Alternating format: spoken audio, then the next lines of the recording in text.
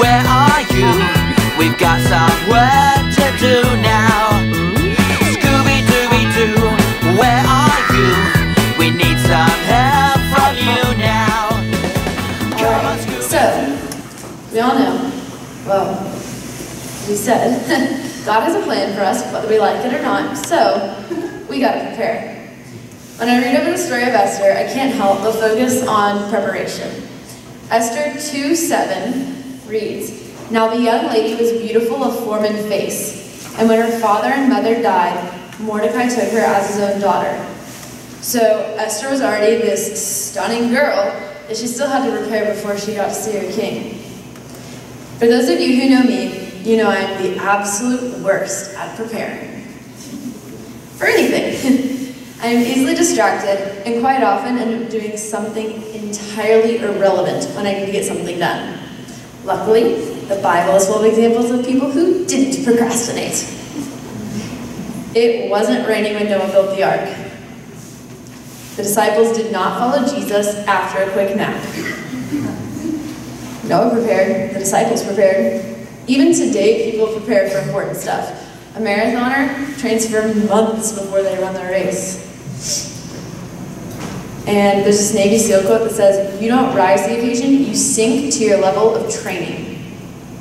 So, for Esther, preparation did take a long time. It wasn't just a quick last-minute decision. Esther 2:12-14 says, "Each young woman's turn came to go into King Xerxes after she'd completed 12 months' preparation, according to the regulations for the women.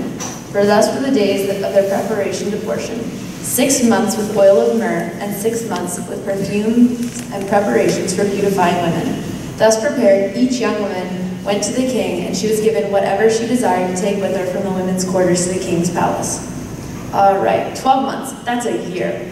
Also, Esther was basically a freshman. Imagine a freshman doing something for a year. Nothing against you freshmen, I just wasn't there.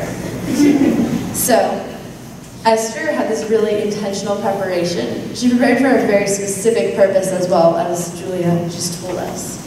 So, she committed herself to something and she actually stuck to it. Just like Esther, we have to prepare. We're called to live intentionally in our faith and prepare for everything. I try to set aside a few minutes each morning as I get ready and just think about how the day's going to go, what might happen, and how I'm going to react to that. I think about what I need to do so I can represent Christ in the best way that I can. And my mom calls it foot and mouth syndrome. I say things that I regret a lot. It's real nice. So, something else. Living intentionally is more than just taking a few minutes to focus on God or taking time to meditate. Instead, it's making conscious choices. When Esther is brought before the king for the first time, she's allowed to bring anything she wants, and she chooses nothing. Esther 2:15 says, "Now, when the turn of Esther, the daughter of Abihail, the uncle of Mordecai, who had taken her as his daughter, came in to go to the king, she did not request anything except what Haggai, the king's eunuch, who was in charge of the women, advised, and Esther found favor in the eyes of all who saw her." Esther's intentional preparation helped her succeed without any extra things, any extra baggage. She had everything she needed in herself and her faith in God. Living intentionally is important to developing who we are in Christ, an important part of allowing ourselves to be made new. You know, let go of any baggage that's weighing us down and distracting us from who God intended us to be. So after a few rough years of high school, I decided to finish my senior year by living intentionally, without the baggage. I chose to surround myself with people who made me better, who helped me prepare for my king, aka God. So, this has made each day more rewarding than the one before. A big disclaimer though, senior year is super stressful. Anybody who tells you differently is a big fat layup. So, yeah. So, living intentional, oh, great, this is great. But senior year is also an amazing time to learn about who you are, who you want to be, and where you want to go. Esther doesn't just simply save her people. She is very intentional about how she does it.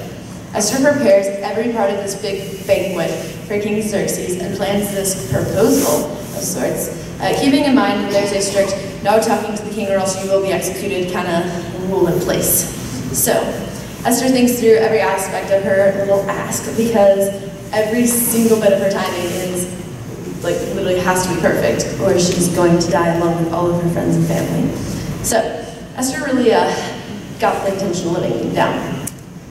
So a few years ago, I had my mom test me for ADHD, and turns out I definitely have ADHD. No joke.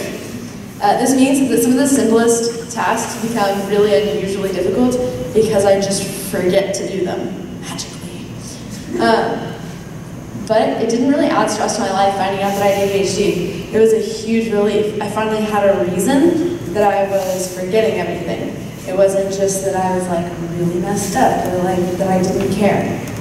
But it was really just that I have a really weird brain. So that is why every single day I wake up and I have my very real conversation where I think about how I can live more like Christ. It really does help me prepare for each day. It helps me get the things that I need to get done, and it helps me function. It's a good thing. I really, really enjoy preparing myself each and every day to live intentionally. So, last thing. When Stephanie first arrived at CMC, she did a whole lesson series on Esther. What most of you heard was probably, Esther, Lady Power, she did it, yeah. And I love that, that's fantastic. But I also heard that she was a very prepared lady. But she didn't use a planner, make lists, meditate on it, she didn't do all that. She just sat with herself and God and figured out what she needed to do, and she took it each day at a time. And she served God the best she could with a humble heart and a willing spirit. She intentionally prepared herself and trusted in God. And as I began to realize this, I thought, maybe this is something I can do too.